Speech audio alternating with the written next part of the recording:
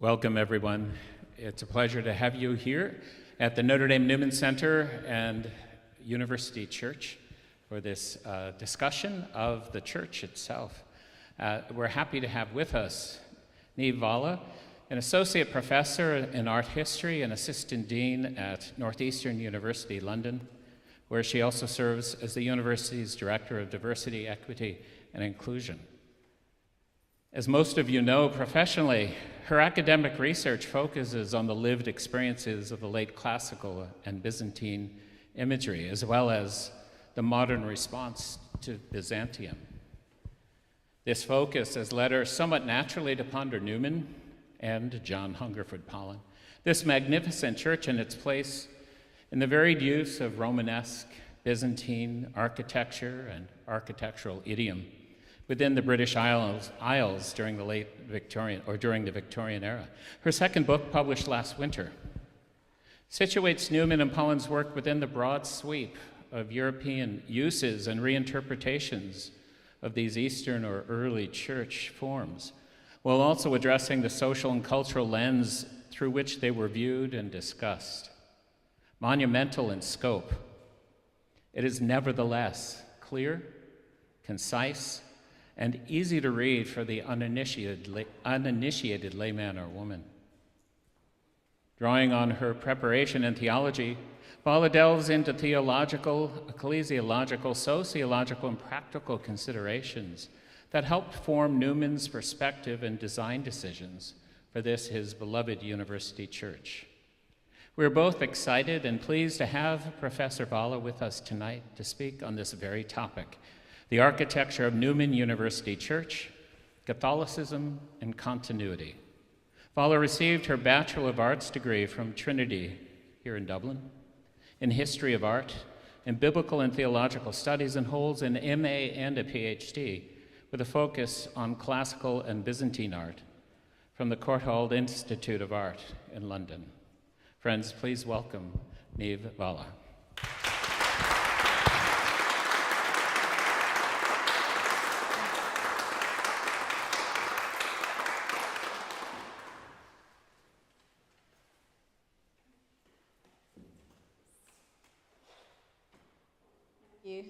Father Gary, for that very generous introduction. I think you might have done a better job than I will.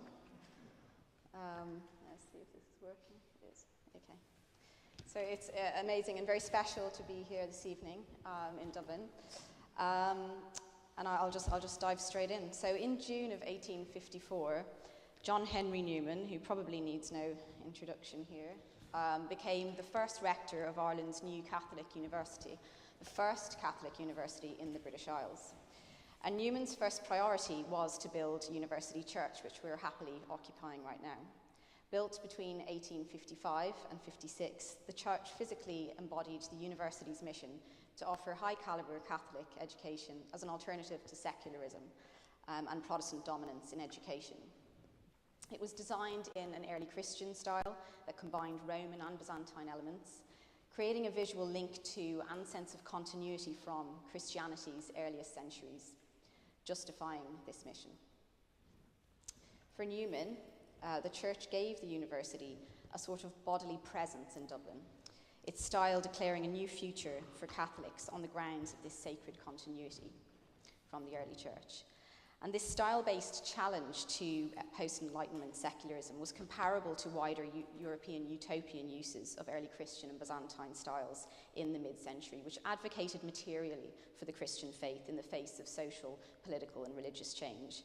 And tonight I'll be focusing on the interesting insights that the church offers and how we can understand and define Byzantine revival architecture, because I think the church has interesting things to tell us about that, because the church is in fact one of the first examples of Byzantine revival architecture in Britain and Ireland, foreshadowing later work of the arts and crafts movement. And it originated from the desire of Newman and his architect, John Hungerford Pollen, also, like Newman, a convert to Roman Catholicism, whom Newman had appointed as chair of fine arts at the university in 1855, to express their vision for a brighter Catholic future, as they attempted through the university, this is Hungerford Pollen, to, in their words, or in Pollen's words, smash modern heathenism under the communion and in the name of Peter. Scholars rarely include this building, however, in discussions of Byzantine revival architecture, which stems in part, I believe, from a failure to acknowledge how diverse Byzantine architecture actually was as it developed out of Roman architecture, but also, and particularly, I think, from a failure to understand how Byzantine architecture was understood in early English architectural histories, many of which were being written at the time that the church was being built. And it's this reluctance to consider the defining features of Byzantine architecture as they were understood mid-century, beyond preoccupation with domed churches built on a Greek cross-style plan as the true Byzantine style, that has led us, I think, to overlook earlier Byzantine-influenced buildings like this one, creating somewhat of a confusion about what actually counts as Byzantine revival architecture. Early Byzantine revival architecture reflected how Victorian writers understood Byzantine architecture. Byzantine itself was more or less an empty term, used by the time the church was built to describe what was in fact the eastern half of the Roman Empire, which lasted for over 1,000 years after Rome's fall in Western Europe in the 5th century. It was used as a term to deny Byzantium's Roman identity. In fact, Byzantium was originally referred to as the empire of the Greeks by Western Europeans, so they could situate themselves instead as the heir of Rome. This was being used, but by the time that Newman built his church, English architectural writers were increasingly, like European writers, using the term Byzantine to describe the Eastern Empire's buildings, and Pollen was greatly influenced by these writings. So, as I'm sure you all know, there's an awful lot to say about this church, the university, and how it related to its Irish context. But my focus here this evening, as I thought about what I could offer from my expertise as a historian of Byzantine art and architecture and Byzantine revival art and architecture, and what I could offer to the community here at the Newman Centre that might be of interest. The focus is going to be on what this significant building can tell us about how we should understand the thresholds for what might be considered Byzantine revival in 19th century architecture. So, although imprecise ethno-linguistic understandings of the Eastern Roman Empire as Greek continued, becoming part of the later term Byzantium, early English architectural histories presented a relatively positive view of continuity between Roman architecture and the built tradition initiated by Emperor Constantine in the East, contradicting what was a very usual story of decline in the Greek Empire. The descriptions of Byzantine architecture that influenced Pollen were somewhat romanticized, emphasizing how freedom from pagan Rome had allowed the East to create the first truly Christian architectural style that later shaped European architecture. And this made Byzantine architecture ideal for use in Christian utopian or revivalist movements. Pollen built on these ideas somewhat precociously in his writings, articulating a celebrated continuity between Roman and Byzantine architecture in the Basilica, a connection that he demonstrated physically in University Church. The church meaningfully used features that were widely recognized as Byzantine, so to be helpful, elongated arches, the pseudo-mosaic of the apse, convex, low-relief stylized capitals, all within a basilica, a form that Pollen saw as connecting Roman and Byzantine design. And this deliberate Romano-Byzantine church formed a defense of Catholicity and heralded a new social placement for Catholics in the British Isles, who were at this point making new gains following post-Reformation persecution. And to do this, key features of Byzantine architectural design were used in highlighting continuity from the early church. And I suggest this evening that the church and the architectural writings that it drew from reveal a more positive intellectual engagement with Byzantine architecture in the 19th century, more than is usually recognized, one that didn't support an overly orientalist, exoticizing or whimsical aesthetic agenda pertaining only to taste, but a serious engagement which pertained to the Roman and early Christian identity of Byzantium. So, in terms of the historical context, and I'm sure many of you are aware of the history, but for those who aren't, I'll just give a brief introduction. Pope Pius IX had called for a Catholic university in Ireland in the late 1840s, following the British government's decision in 1845 to establish secular, non-denominational Queen's colleges in Galway, Cork and Belfast, which opened in 1849. These diverse so-called godless colleges, as they became known, were an intended solution to the difficult university question for Irish Catholics, which persisted following the Catholic Emancipation Act of 1829 because of Protestant dominance in higher education. And this attempt by the British government to provide professional education for the emergent Irish middle classes was considered insufficient by Rome.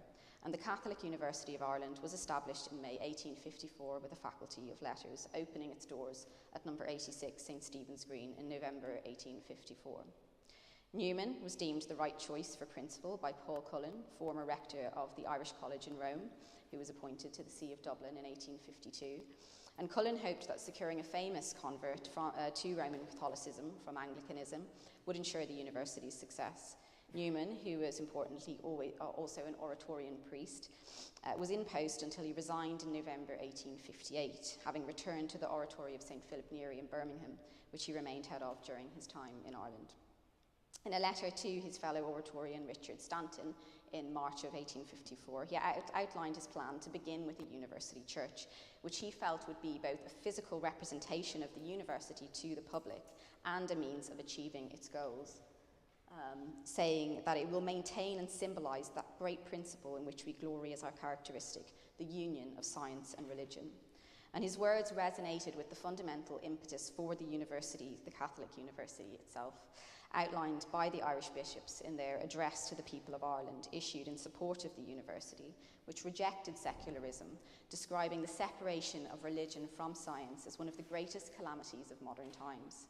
Newman's church, built with his own funds, embodied this mission in Dublin. Pollen drew up the plans for a basilica, and it opened in May 1856.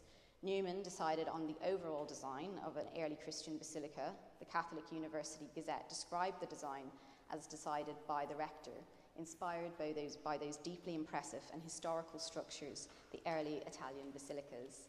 Newman entrusted Pollen with the execution of his vision, and Pollen designed the church in a style that self-consciously drew upon Roman and Byzantine churches, understood as belonging to a continuous early Christian tradition. So, the simple basilica without side aisles was built, its narrow shape being determined by the garden in which it was built, terminating in the semicircular apse, with half-dome containing the pseudo-mosaic of the Virgin that we see behind, which was painted by Pollen himself. And we'll see that this clearly responded to the 12th century apse mosaic of San Clemente in Rome, which was understood as being a Byzantine work of art in the 19th century. A gallery was built at the back of the church and another choir gallery to the left of the sanctuary, supported by the beautiful single-piece columns of variously coloured Irish marbles, which are polished limestones, in fact, and with alabaster capitals, carved mostly with plant forms native to Ireland or Byzantine-style designs.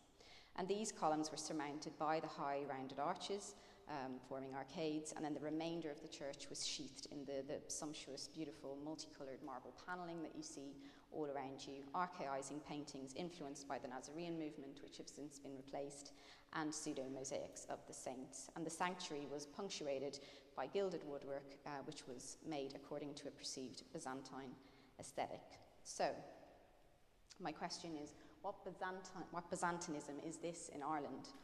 Ireland never formed part of the Roman Empire at any stage of its existence, and Pollen's use of the Byzantine style raises a very common thread in Byzantine reception studies, how physical and cultural distance affects architectural responses and other forms of response. And scholars typically see Byzantine influences as being more meaningful, more focused on historical continuity in areas that were once within the Eastern Roman Empire, or that developed dialectically in relation to Orthodoxy. Orthodox Christianity, especially Eastern and Southeastern Europe. Studies have also often been divided between regions where the history of Byzantium has been leveraged in the development of modern nation states or through the connection of Orthodoxy versus Western Europe or North America, where Byzantine styles or the idea of Byzantium is treated as a flexible aesthetic or an ideological trope that can be manipulated both positively and negatively for aesthetic, cultural, and socio-political purposes. But I think that early Byzantine revival buildings in Western Europe may have something more to tell us about how Byzantium was understood as a concept in this period. Historian Nicola Iorga described Byzantium in 1935 as a complex synthesis of political system, Greek intellectual traditions, Orthodox religion, and Roman law, so that everything that defined Byzantium, and thus Byzantinism, could not fall with Constantinople in 1453. The term Byzantium, created after the fact, was flexible enough that it allowed some of these different aspects to be emphasized over others, which could cause disagreements about who owned the Byzantine legacy, and allowing many to, in fact, just ignore it entirely. But interestingly, the Roman aspect of Byzantium's identity has, by and large, been the most overlooked, even though the Byzantines saw themselves and called themselves, in fact, the Romans. And what we find in the church is a clear charting of continuity from Roman to Byzantine architecture as an expression of early Christianity, which challenges the idea that 19th-century Byzantine revivalism in Western Europe was purely decorative, mystical, exotic, and ultimately orientalizing. The church demonstrates that architectural historians in Britain had a more sophisticated understanding of Byzantine identity. And examining the church through their writings and Pollen's work challenges simplified views of how the West engaged with Byzantium, revealing more complex connections that, although sometimes incomplete, were very often still meaningful. So this beautiful church is a reminder that the Byzantine revival is not about exact architectural copies, but about contemporary politics, culture, and religion, where elements were understood in their context as Byzantine and exploited for what they could bring to the present, then this must constitute the threshold at which we identify Byzantinism. Pollen viewed the basilica as fundamentally Romano-Byzantine and incorporated features considered Byzantine in his era: the convex leaf-cut capital, the elongated arch, colourful marble panelling, golden woodwork, and pseudo-mosaic, to create an architecture that could provide for the needs of the present. So before discussing those features in more detail, I want to situate the basilica then within the architectural histories that Pollen was very much drawing on and connected to. Because I think that continuity from Rome was perhaps a bit more difficult to avoid in architecture. And we're confronted there with an emerging narrative in the mid-century that was more positive concerning Byzantine architectural achievements. Newman himself shared the common 19th century view of the Byzantines, influenced by Enlightenment authors as, and I quote, a fanatical people who had for ages set themselves against the Holy See and the Latin world, and who had for centuries been under a sentence of excommunication, a people of cowardly, crafty, insincere, and fickle character of mind, for which they had been notorious from time immemorial. This was not an uncommon view of the Byzantines in the 19th century. Yet, early architectural histories began to value Byzantine architecture up to 1200 as central to the early Christian tradition, highlighting how it continued and developed Roman designs and influenced later architecture in Europe, which was still the focus of these teleological and most often racialized narratives, although Byzantium's influence on Islamic architecture was also acknowledged. These writers were somewhat ahead of their time in recognizing other Byzantine contributions, especially the preservation of Greek texts and knowledge, and in looking at the arts and architecture of Byzantium. These writings acknowledge Byzantium as being born of Rome, steeped in Greek language and learning, and as a bastion Christian state for over 1,000 years, aspects of the Eastern Empire that researchers today are still trying to achieve recognition for in relation to the development of modern Europe. Has it stopped working?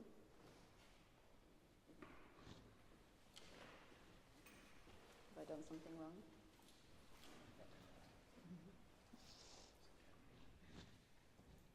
It stopped working.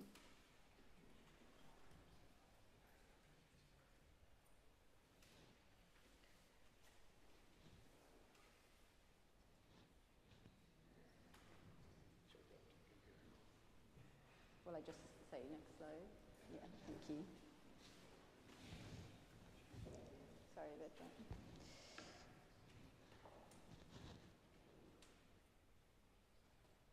Yeah.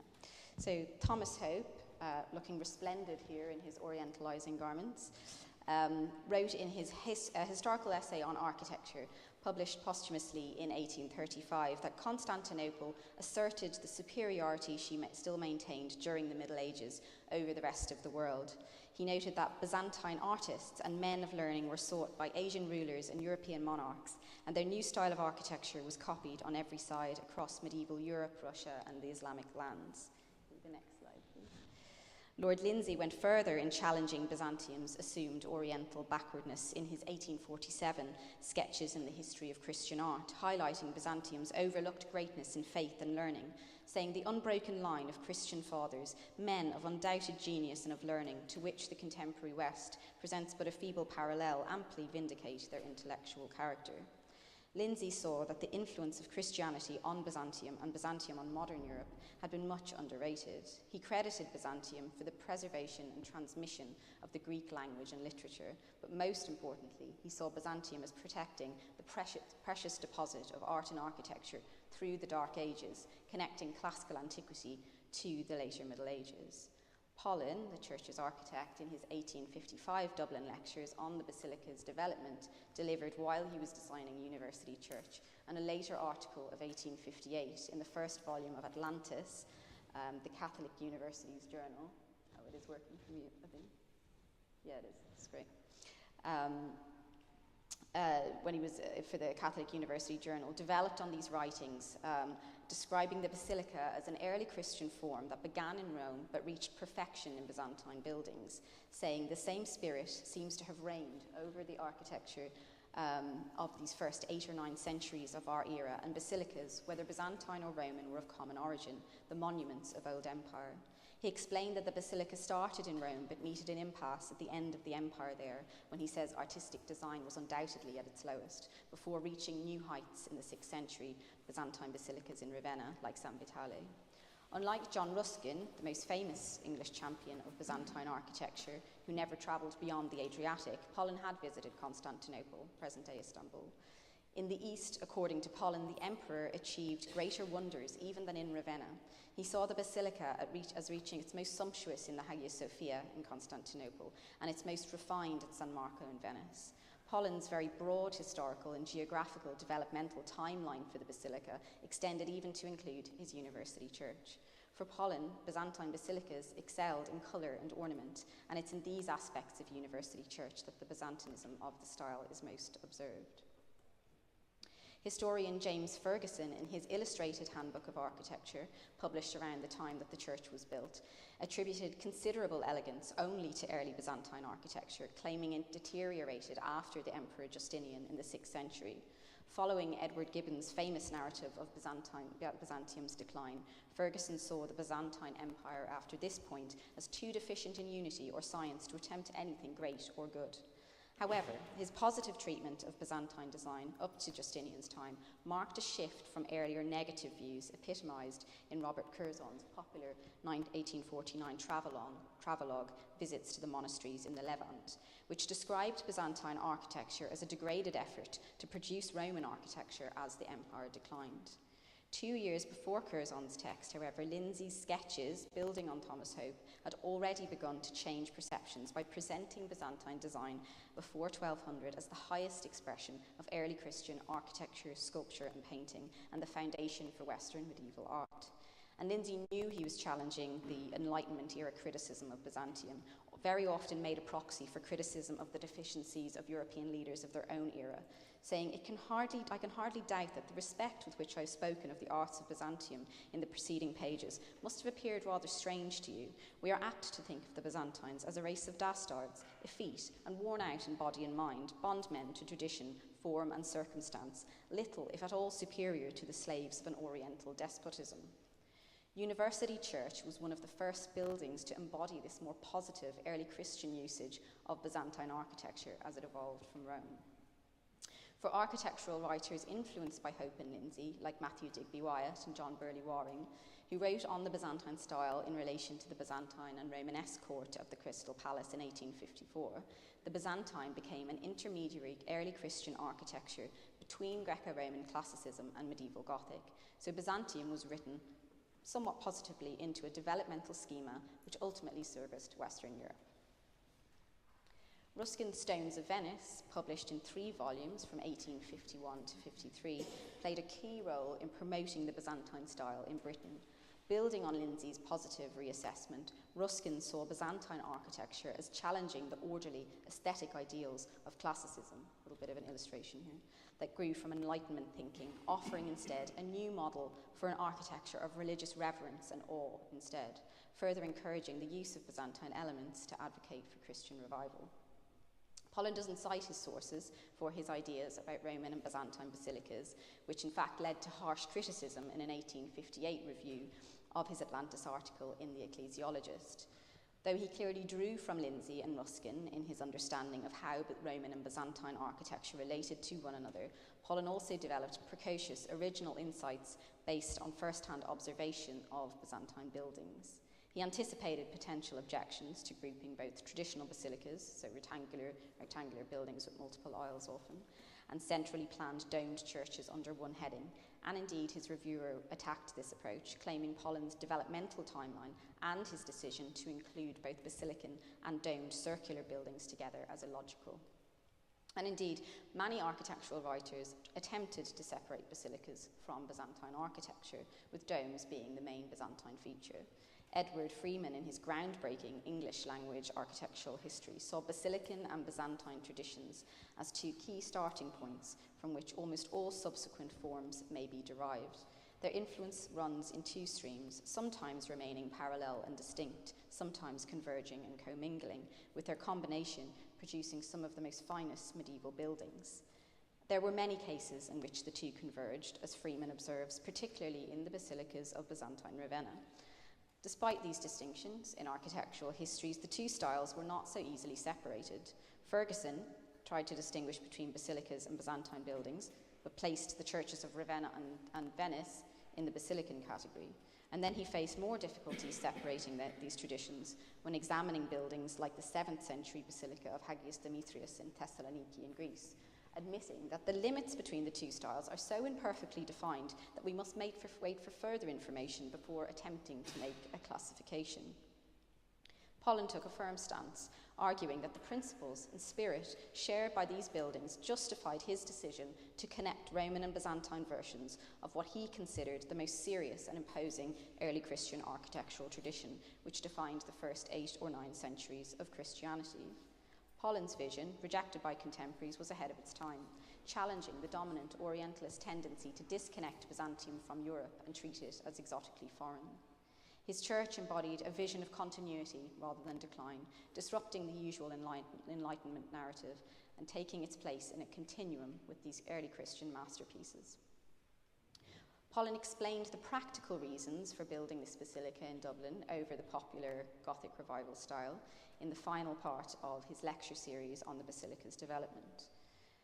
The basilicas, he said, exhibit a system of internal architecture, less costly and far easier than that of exteriors, the sculptural sort of Gothic style, and they were more consonant with the Christian spirit, since they replaced pagan temples because they allowed large congregations of worshippers to see and hear the Christian rituals within. And these factors strongly influenced Newman's decision, as Newman prioritized acoustics for sermons and music and the clear visibility of the Eucharist, needs that were perfectly met in early Christian basilican design.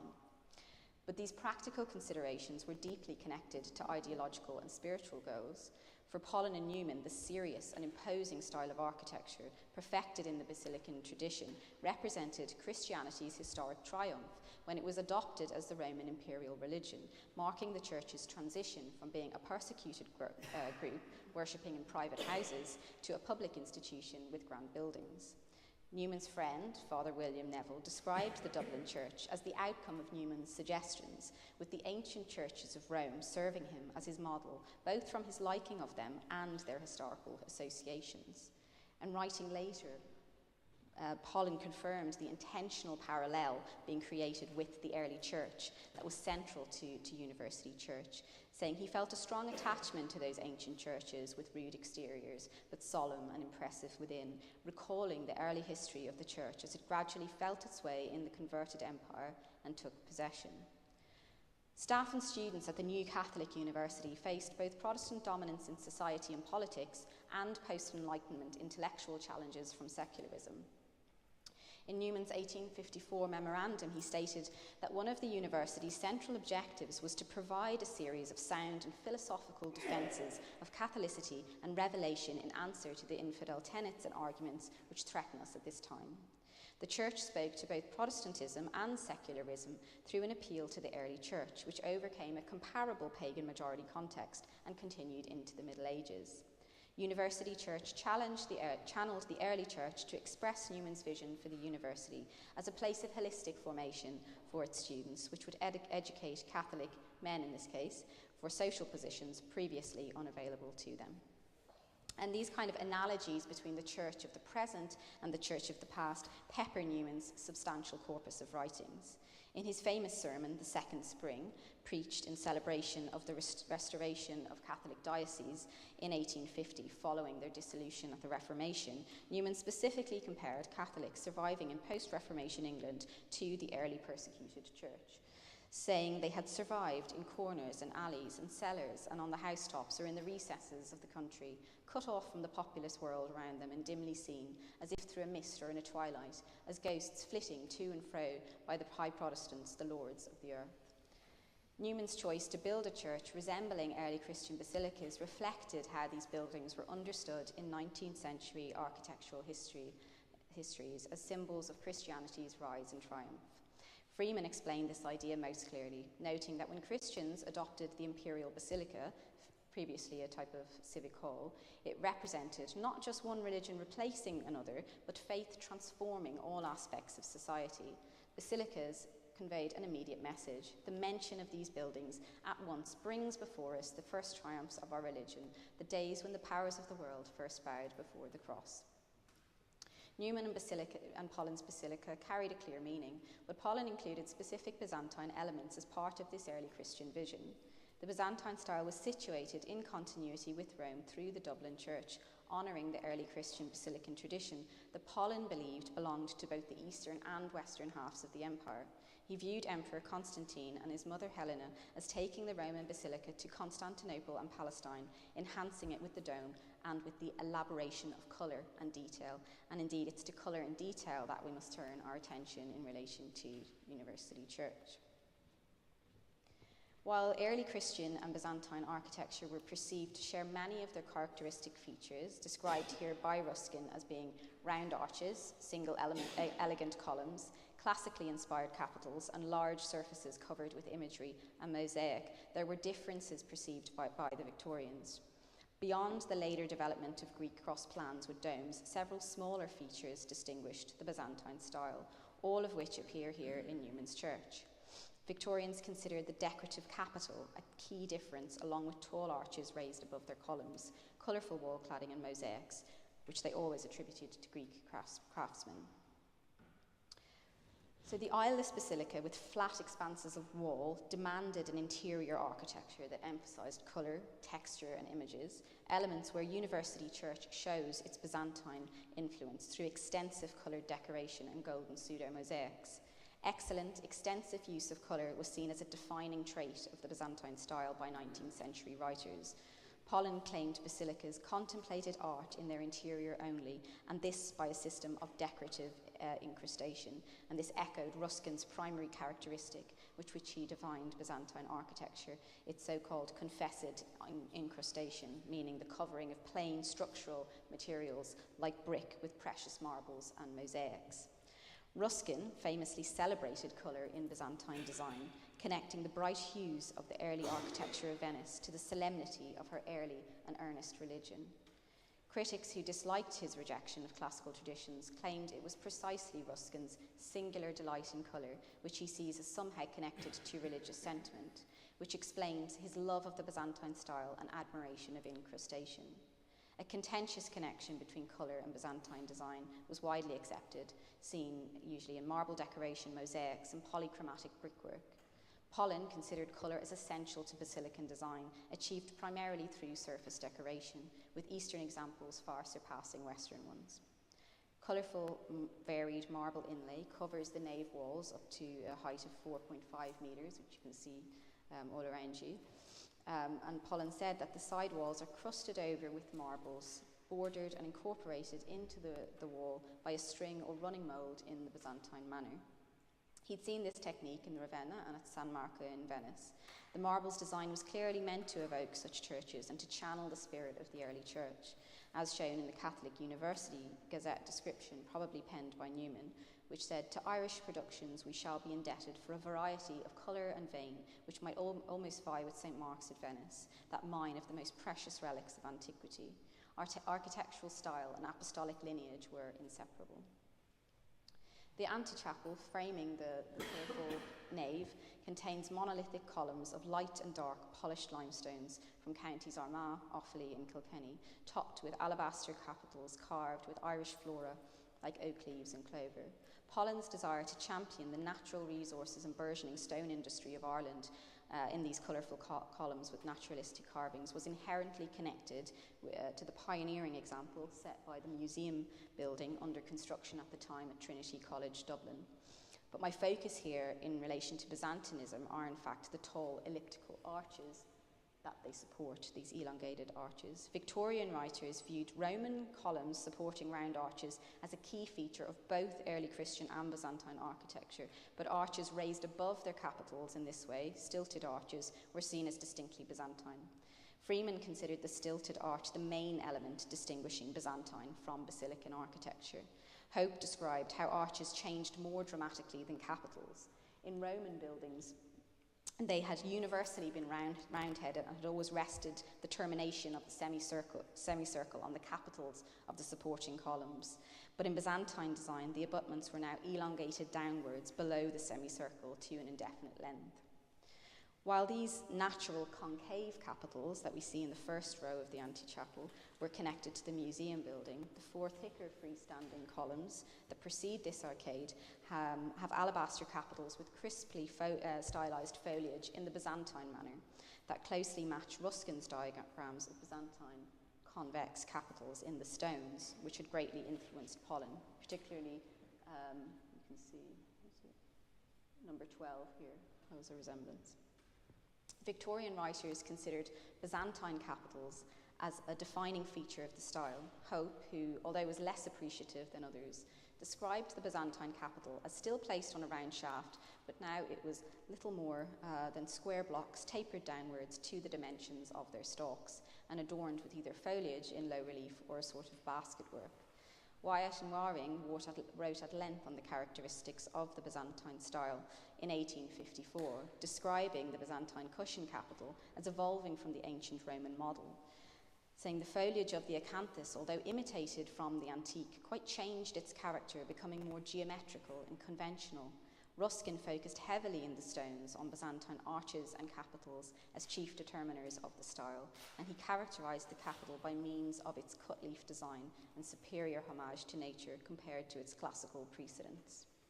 Drawing on Ruskin's ideas and his own detailed studies in Ravenna, Pollen described the Byzantine cushion capitals as developing from the concave acanthus capital of classical antiquity, distinguished from it by a greater desire to appreciate its natural beauty and with a certain delight in observing the fresh joyousness of living vegetation, blown by winds and clinging around the convex mass. After classical traditions declined, Pollen saw the Easterns as far exceeding the West in the design of the capital, and thus Byzantine churches as, I quote, the best field for the study of the capital. He particularly admired the capitals in Ravenna and Constantinople for the distinctive character, which he said were sharp, severely controlled, but not wanting in vigour or grace. Pollen considered white stone capitals on a single piece column of varied coloured marbles as a key feature of the basilican tradition, which he particularly celebrated in relation to San Marco in Venice. And so this pattern of coloured column with lighter stone capital continues in the pseudo-arcade or false arcade, which has been created along the lateral nave walls. Green imitation columns surmounted by low-relief alabaster capitals in the stone cladding physically embedded layers of the Irish landscape into the fabric of the church, connecting it meaningfully with its Irish local context. They supported these arches, these false arches, which contained pseudo-mosaics of carefully chosen saints and angels, painted by Pollen in an archaic style similar to the pre-Raphaelites to whom Pollen was connected. The textured gold ground creates a play of light and shade, and the inclusion of hatched lines and pieces of glass and polished marble clearly suggested mosaic. And then there's the further pseudo-mosaic in the apse of the church, which forms the focus of the whole church. And in an August 1855 letter to Newman, Pollen described it as mosaic work, clearly indicating that he was imitating the more costly technique.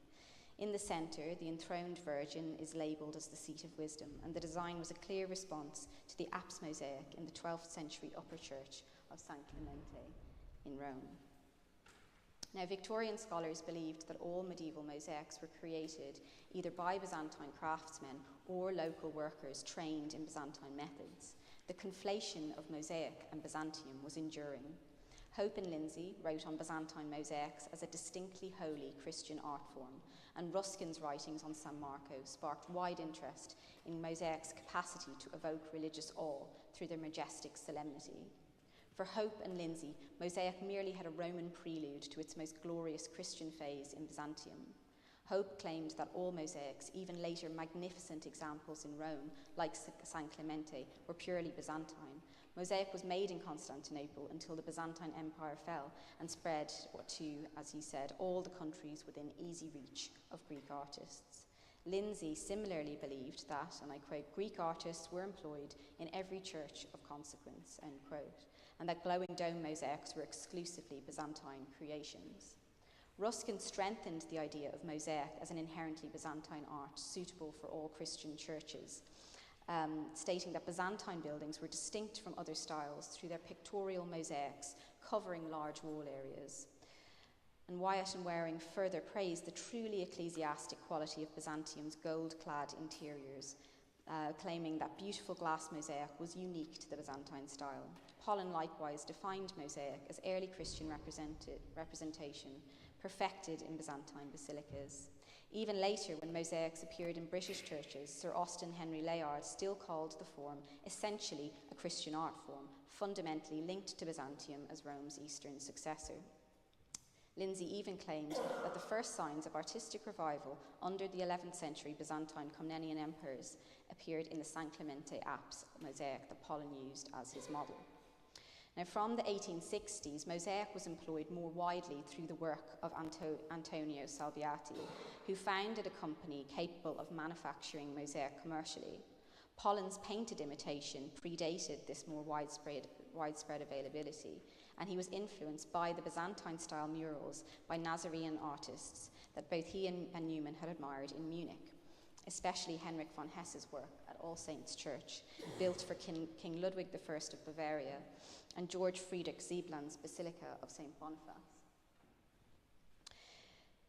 University churches' design was certainly informed by these Wohnbogenstil or round-arched buildings and their paintings by the Nazarenes whom Ludwig had brought from Rome. The Munich buildings were celebrated in English publications, and Pollen visited there in 1847 when scholars were flocking to study the architecture and wall painting revival. Pollen was particularly interested in St. Boniface, under construction at the time but destroyed in World War II. Modelled after San Apollinare in Classe and San Apollinare Nuovo Ravenna, St. Boniface featured monolithic marble columns, a brightly painted timber roof, traditional religious history scenes above the arches, and a Byzantine-style pseudo-mosaic in the apse, just like here in Dublin. The church belonged to a Benedictine abbey established by Ludwig to reinvigorate the Catholic faith following early 19th century secularism. The monastery oversaw the nearby museum district to signal the connection of religion and the arts and sciences as part of Ludwig's resistance to secularism. Both Newman and Pollen admired St. Boniface, and its design and purpose clearly influenced University Church. The original paintings above the marble work, and these have since been replaced by the modern acrylics that you can see just above the marble work, continued the colourful expression of continuity from the early church. They were the originals, not what you see now, the originals were modelled on Raphael's tapestries showing the lives of Peter and Paul and the death of the first martyr Stephen, which Pope Leo X commissioned in 1515 for the Sistine Chapel. Between these scenes were copies of the 12 apostles from the nave pillars of Tre Fontane in Rome, believed to be from Raphael's workshop. These deteriorated paintings were replaced with the current acrylics in the 2000s. The originals responded to primitive Christian styles predating the High Renaissance, connecting to efforts by Romantic groups like the Nazarenes to revive Christian spirituality. University Church was influenced by both Nazarene paintings and the Rundbogenstil buildings that contained them. Newman was interested in the Nazarenes even before his conversion, and on his way back from Rome in 1847, he travelled with the Nazarene painter Hess to Munich, where he admired, in his own words, the celebrated frescoes, commenting that those of Hess in All Saints and St. Boniface were the most beautiful. Newman commissioned the Dublin paintings while in Rome in 1856, writing to Pollen that he had an arrangement with one M. Platner, a disciple of the Nazarenes, and that they had engaged a French painter to complete the paintings. The placement of archaizing narrative religious scenes above the pseudo-arcade in University Church with a hieratical golden pseudo-mosaic in the apse paralleled St. Boniface. Like the basilican design, marbles and mosaics, paintings reinforced the connection to Rome's apostolic authority. Pollen intended them to create a parallel, although he was unsure about the choice, as we discussed earlier. Later he wrote about the parallel being created between the university's mission and the early church, saying to Newman about the paintings, "I hope you will like the choice for University Church, as we mean to smash modern heathenism under the communion and in the name of Peter." And this sentiment applies to the entire building and its decoration, which appealed to early Christianity in some way at every turn. The Romano-Byzantine design inherently challenged notions of historical disconnection and decay by adapting ancient Christian forms to serve contemporary needs. The church's design created an analogy with the early church's triumph, but also expressed sacred continuity of the church through the centuries, vindicating the university's mission. And this inevitably challenged Edward Gibbon's famous and scathing criticism of the early medieval church in The Decline and Fall of the Roman Empire, particularly as it motivated the writings of Protestant scholars whose characterizations of the corruption of the medieval Catholic Church were closely informed by Gibbon, a fact which was lamented by Newman. Newman discussed the foundational notion upon which the rejection of Catholicism and the persecution of Catholics rested, that Christianity was very pure in its beginning, was very corrupt in the Middle Age, and is very pure in England now, though still corrupt everywhere else. That in the Middle Age, a tyrannical institution called the Church arose and swallowed up Christianity, and that church is alive and well and has not yet disgorged its prey. In the Middle Age, there was no Christianity anywhere at all, but all was dark and horrible, as bad as paganism, or rather, much worse. Newman's rejection of this view precipitated his conversion, articulated in his Development of Doctrine, the year of his conversion, which expounded how core beliefs evolved over time while maintaining their essence. Newman's influential accretive understanding of doctrine. Sacred continuity from the early church to the church of the present was key to Newman's defence of Catholicity and revelation, the university's main objective embodied in University Church. Newman knew he was building, during a time of architectural revivalism, with styles variously connected to issues of doctrine and nationalism, but he was unswerving. Architecture should evolve like doctrine, providing a living architecture of the 19th century suited to hosting the living ritual of the church. Appeals to the past were only valuable for their contribution to the present. As a modern version of an ancient basilica, his Dublin church mirrored his accretive comprehension of Catholic development, preserving essential elements while allowing evolution. Pollen included elements of the visual and architectural culture of the Eastern Roman Empire to make this point, seeing Byzantine architecture as the finest evolution of the early Christian basilica that originated in Rome. Whilst for others, medieval revival styles were often imbricated with emergent nationalisms, Newman was only interested in Catholic identity. The church projected a learned and time-honoured identity for disenfranchised Catholics. In his lectures delivered before the university's inauguration, Newman said, "Catholics in these islands have not been in a condition for centuries to attempt the sort of education which is necessary for the man of the world. Their legitimate stations, duties, employments have been taken from them." The building's structure and forms connected back to the ancient church, treating early Byzantine architecture as part of the sacred early Christian tradition as it evolved from Rome, in a serious rather than whimsical or orientalizing tone. which was entirely new in its impetus. The vision was for a better Catholic future, and University Church provided a physical manifestation of that hope.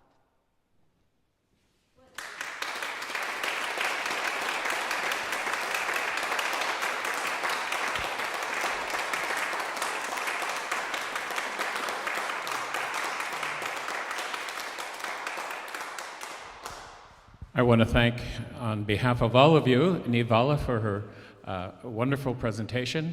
It is a bit of a summary of part of her book. I encourage you to go find the book. It's available online, and at the risk of sounding anti-intellectual, it's free, available online. But you can buy the book and help her if you want. But it's an amazing kind of review of not just this church, but its place in the history of architecture in the British Isles. We're not going to be taking questions right now, but Niamh has said she's available for some questions in the back if you'd like. We do have some wine. We invite you to stay and enjoy a little refreshment with us. I would also like to give Niamh a small gift. It's simply her poster mounted, so you can remember us always.